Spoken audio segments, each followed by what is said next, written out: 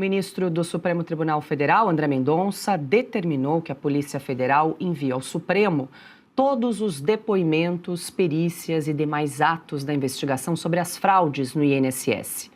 Mendonça também passou a exigir que qualquer troca de policiais da equipe responsável pelo caso seja informada antes ao gabinete dele, além de relatórios periódicos sobre o andamento das apurações. A decisão foi tomada depois de mudanças na equipe da PF responsável pelo caso, incluindo a troca de delegados, de um perito e do local de trabalho dos investigadores. O caso também foi transferido para outro setor da corporação, o que levou à saída do delegado que coordenava as investigações. Na semana passada, a Polícia Federal concluiu o primeiro inquérito da Operação Sem Desconto, com 48 indiciados ligados à Conafer. Entre os nomes estão o ex-presidente do INSS, Alessandro Stefanuto, o presidente da Conafer, Carlos Roberto Ferreira Lopes, que está foragido, o lobista Antônio Carlos Camilo Antunes, careca do INSS, o deputado Euclides Peterson e o ex-presidente do INSS, José Carlos Oliveira. Essa etapa da investigação trata apenas dos descontos relacionados à Conafer. Ludmila Lins Grilo, muito boa noite, seja bem-vinda conosco, Ludmila. Esse é um assunto que a gente já tocou em outras oportunidades, Lud, nos bastidores. O que nos chega aí de informação é que o ministro André Mendonça teria ficado bastante incomodado com essas recentes mudanças, feitas aí pela cúpula da Polícia Federal, justamente nessa equipe que toca a investigação. Por exemplo, um dos delegados que coordenava, que estava à frente da investigação do INSS e que foi afastado. Muitas vezes, quando você troca, a pessoa que estava ali liderando à frente de uma investigação tão complexa como essa do INSS, você tem que, às vezes, voltar várias casas para trás, atrasa as investigações, enfim, acaba causando certo desconforto e incômodo. Por isso, o ministro André Mendonça disse que agora quer ser notificado de todas as eventuais mudanças aí em relação à Polícia Federal. Boa noite. Boa noite, Paula, tudo bem? Boa noite, Fabi. Boa noite, Augusto. Boa noite a toda a audiência da Oeste Sem Filtro. Bom, o juiz de direito, quando ele pega ali um caso como esse, ele tem que ficar atento para todo tipo de manipulação, especialmente o André Mendonça, que no momento ele é o juiz mais importante do Brasil. Ele é o juiz que tem nas mãos um caso que pode vir a levar no futuro para a cadeia, inclusive seus colegas. Ele está com isso nas mãos, ele sabe que isso é problemático, ele sabe que todos esses casos, envolvendo o Daniel Vorcaro, especialmente o caso Master, pode levar para a cadeia colegas dele futuramente. Então, tudo ali exige cuidado máximo. Essa atitude de controlar, de microgerenciar tudo o que acontece nesse processo não é uma atitude corriqueira nas varas criminais normais pelo Brasil. Entretanto, considerando a magnitude do que ele tem nas mãos, o problema que já se verificou durante todo esse tempo, vamos lembrar que o próprio Toffoli, não tem muito tempo, ele ainda estava ali de forma cara de pau, tocando os processos que envolviam o caso Master, sem se dar por suspeito, ele teve que sair ali meio que quase que na marra desse caso, mas até bem pouco tempo o Toffoli, ele tinha inclusive determinado os nomes dos peritos que atuariam nos processos. Isso foi algo absolutamente anormal, isso não acontece. O juiz de direito não tem essa ingerência, não que não possa fazer, mas não é algo corriqueiro. Geralmente o juiz determina que seja feita uma perícia, que os policiais tomem alguma providência no processo, e lá dentro da polícia vai ter um departamento, vai ter um setor, e o delegado responsável vai fazer as seguintes atribuições das tarefas. Olha, você vai fazer essa perícia aqui, você vai cumprir esse mandado, você vai fazer isso. Não é o juiz que faz isso, quem faz isso é o delegado, de acordo com os funcionários que estão ali subordinados a ele. Então, esse microgerenciamento não é comum na justiça, da forma como o Toffoli fez. Então, o que o André Mendonça está fazendo nesse momento, se a gente for botar em perspectiva e comparar com o que o Toffoli fez até bem pouco tempo, é um nada. Isso não deveria gerar escândalo, não deveria gerar nenhum tipo de desconforto. Quer dizer, eu não lembro, na época, que o Toffoli escolheu a dedo o nome dos peritos que ele queria, eu não lembro da PF ter ficado ruborizada, ter ficado constrangida por isso ter acontecido. Aí, quer dizer, agora o André Mendonça faz algo muito mais leve, muito mais tranquilo, e eles se sentem invadidos. Então, isso a gente tem que ficar com a pulguinha atrás da orelha. Por quê? Então, talvez o André Mendonça tenha mexido aí num calinho, tenha, né, mexido num nervo que a PF não gostaria que mexesse. Então, aparentemente, ele vê um problema político no processo e está Tem os seus tentando mandatos. microgerenciar ao máximo para tentar evitar qualquer tipo de desvio de finalidade por parte da polícia ou qualquer outro funcionário, qualquer outro servidor que atue no processo.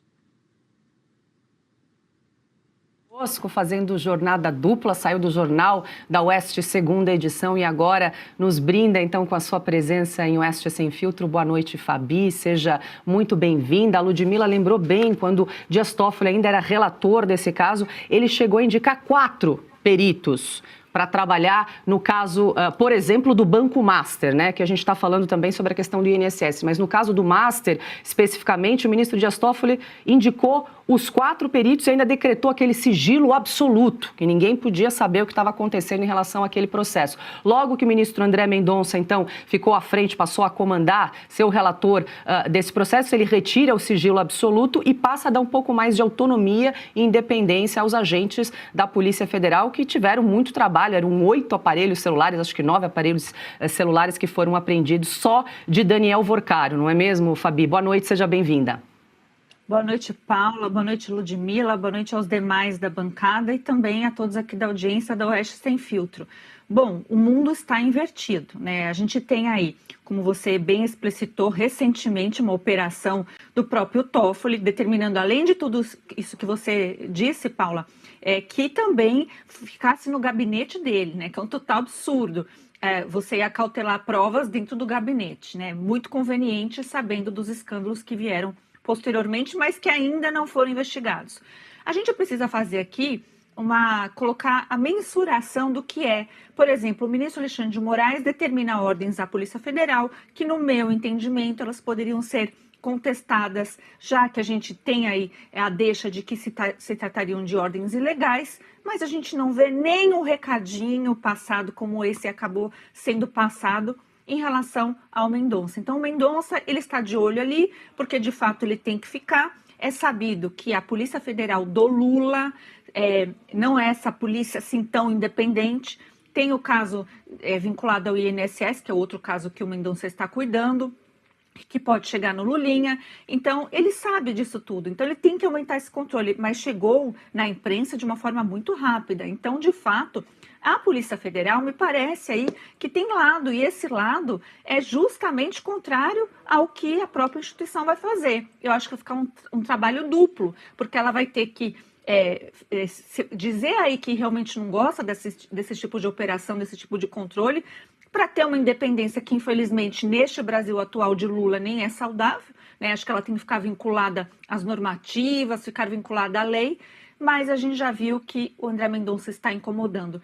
E o interessante é que, até o momento, o André Mendonça está fazendo exatamente o que está na lei. Ele está sendo um garantista que Gilmar Mendes não consegue falar ao contrário, né? O Gilmar Mendes tentou equipará-lo às operações da Lava Jato, mas subiu o tom André Mendonça quando foi para defender, obviamente, o próprio trabalho, mas também, né, o que é certo, justo, moral e ético, e aí, por último, também legal. Então, vamos acompanhar, porque essa questão da Polícia Federal ficar incomodada diz mais sobre a própria ala da Polícia Federal do que sobre as atitudes do ministro André Mendonça. Augusto Nunes, muito boa noite, seja bem-vindo. Boa noite, Paula. Boa noite, Fabi. Boa noite, Ludmila. Boa noite a você que nos acompanha.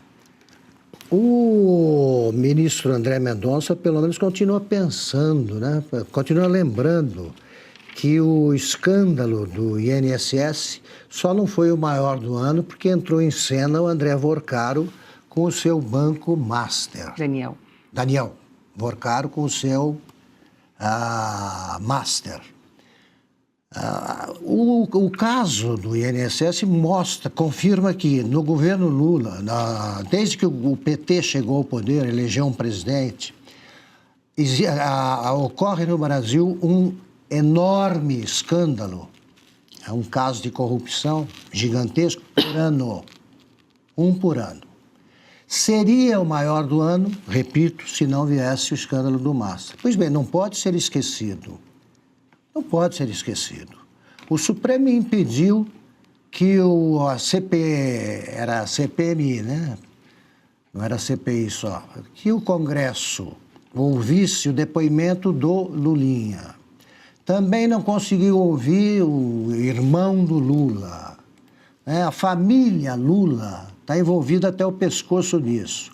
Se os ministros do Supremo, que apoiam o governo, que dividem o poder com o presidente Lula, não ficam estarrecidos com o assalto sofrido pelos aposentados, isso aí deixa claro que eles são cínicos demais para continuarem onde estão.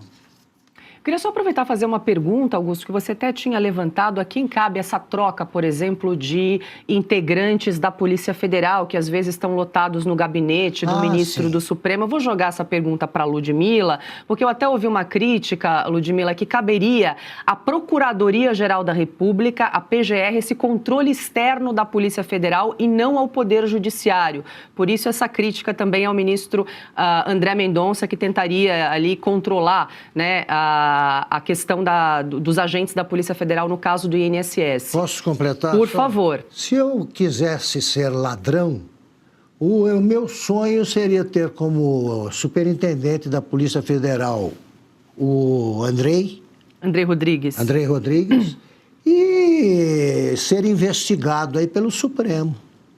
Lembrando que o André Rodrigues é o diretor-geral da Polícia Federal. Os ladrões não têm queixas a fazer. Os grandes ladrões não têm nenhuma queixa a fazer envolvendo o ministro do Supremo e o comando da Polícia Federal. É isso. Diga lá, Ludi. Então, eu concordo. Por isso que eles querem manter a todo custo o foro privilegiado. Assim, eu não veria, num primeiro momento, nenhuma vantagem em você ter foro privilegiado, porque a partir do momento em que você tem que necessariamente ser julgado pelo STF, você perde a possibilidade de várias instâncias recursais. Então, se a gente olhar assim friamente, o foro privilegiado deveria ser algo ruim, porque você não vai ter muita chance de recurso. Mas mesmo assim, esses caras fazem questão de ficar mantendo o foro privilegiado. Ninguém quer ser julgado pelo juiz de primeira instância, o juiz concursado lá da comarquinha do interior. Ninguém quer. É aquele juiz que, bom, em regra, ele não tem nada a dever a ninguém, ele entrou por concurso, ele não tem relações políticas ou não deveria ter. Ninguém quer ser julgado pelo juiz do interior. Eles querem ser julgados pelo STF. Então, aí tem coisa. Mas quanto à pergunta da Paula, de fato, o Ministério Público, ele exerce o controle externo da atividade policial. Isso é uma atividade mesmo, é uma função conferida ao Ministério Público. Agora, se tem algum policial adido ao gabinete de algum ministro, aliás, o Lula estava querendo mexer nisso, né? Querendo trazer de volta os policiais para os seus respectivos cargos, mas aí acabou resolvendo mantê-los nos gabinetes dos ministros, aqueles que têm policiais adidos. O Fábio Chor parece que está no gabinete do Moraes desde sempre, pelo menos eu não soube dele ter sido exonerado dessa função. Então existem esses policiais que estão deslocados da função. Então, nesse caso ali, o chefe imediato seria o ministro. Agora, aqueles que não estão sob a chefia imediata do ministro, estão na corporação mesmo, aí a chefia imediata seria o delegado ou quem, se tiver alguma coisa para ser apurada ali, aí o controle externo é feito pelo Ministério Público realmente. E se você pudesse ter acesso aos bastidores do Sem Filtro e conversar direto com os comentaristas e âncoras da Oeste? Agora, isso é possível com o Clube de Membros do nosso canal no YouTube. O clube foi criado para quem quer dar um passo além e fazer parte de uma comunidade exclusiva. São 3 níveis de assinatura, pensados para aproximar você da nossa equipe. No plano apoiador, você ganha destaque no chat, figurinhas personalizadas e acesso a publicações exclusivas na comunidade do canal. Quer estar ainda mais perto da Oeste? Nos níveis Engajado e VIP, nós liberamos acesso às lives fechadas com nossos apresentadores e comentaristas, nas modalidades mensal ou semanal. Você também participa de sorteios de livros e produtos da Oeste, além de acesso antecipado a vídeos e a uma visão direta dos bastidores do programa Oeste Sem Filtro. Faça parte do nosso clube de membros e tenha acesso a lives exclusivas comigo e com todo o time da Oeste. Se você acredita na importância de um jornalismo livre, independente e comprometido com os fatos, clique agora no botão Seja Membro e conheça todos os detalhes e vantagens de cada plano.